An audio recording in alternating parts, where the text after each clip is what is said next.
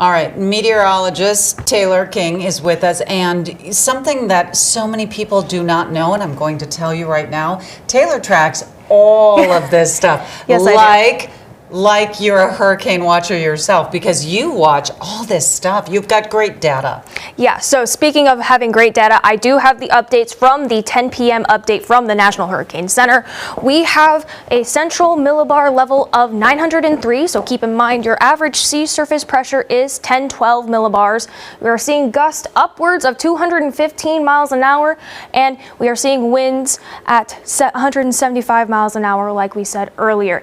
This does make Melissa the 7th strongest hurricane in the Atlantic Basin history. So ever since we started keeping records in 1950, this is where we're at. So it jumped from number 11 to number 7 in just a few hours. So continuing with the track, we are seeing a little bit of a wobble here. So we're seeing it track a little bit more westerly than what we were seeing. We're still expecting a Category 5 landfall in Jamaica, but we are now tracking up into Cuba, where we could see between a Category 3 and a Category 4 hurricane landfall before we see a Category 2 landfall in the Bahamas. So again, we are continuing to track this system as it's making its way through the Caribbean, though it is looking like a worst case scenario for those in Jamaica. But moving back to local stuff, we're using our Lamar's camera right now, still seeing those stronger wind gusts in the background with that flag. Currently, temperatures hanging out in the low 50s. Those winds have died down a little bit, hanging out at 8 miles an hour. Still out the southeast. Humidity is still creeping up as we get closer to that saturation point with those rains moving in. Temperatures across the board, mainly in those low 50s. Got those mid 50s over here up by Estherville still. So definitely still cooling down, and it's not going to be much warmer tomorrow. Dew point temperatures across the board. Like I said, we are definitely near that saturation point, as we are seeing that mist and that rains continuing to move into the area. And you can see where we've been seeing that more consistently, where we are near that saturation point. Now, wind speeds, we are still seeing that boundary right here, that convergence zone, and we're still seeing some stronger wind gusts upwards of 15 to 20 miles an hour. But for the most part, we are still sitting between that 5 to 10 mile an hour mark.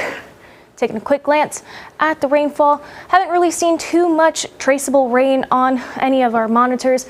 Do have a trace officially up by Canton though, so we are definitely seeing some rainfall, and we can see that using the satellite radar, definitely seeing all those overcast skies and those showers popping up on that boundary, and you can see it as it's making its way closer to Siouxland. Using our Stormcast, we're going to continue to see this system move through. Now earlier we did see this closed low system form Tuesday evening into Wednesday, so we're going to see this kind of stall out as that low pressure system forms to the south and pulls all that rain to the south, with this high pressure system in the, up over here in the Rockies moving into the area. That's going to help clear us out and bring us mostly clear skies by the evening hours for Wednesday. Now, taking a quick glance at our rain totals, a lot of us are still expecting over an inch of rain from this system as it's making its way through the area, so a drencher is for sure in store. Now, taking a quick glance at temperatures tonight, hanging out in the mid 40s, mostly cloudy with those showers moving in. Going into tomorrow, definitely seeing not a big temperature jump, only about 5 degrees with those scattered showers and gusts between 35 to 40 miles an hour.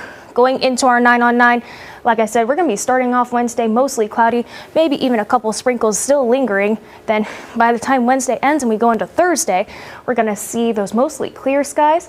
And then Friday for Halloween, going to be a little bit cold for those kiddos as they're going trick-or-treating, but partly cloudy skies as we go through the weekend. A little bit chilly on Saturday, where we dip into the 40s for our high. Then we see that warm front move through for Dia de los Muertos and fallback. And then from there, we're smooth sailing in those mid to upper 50s with mostly clear skies.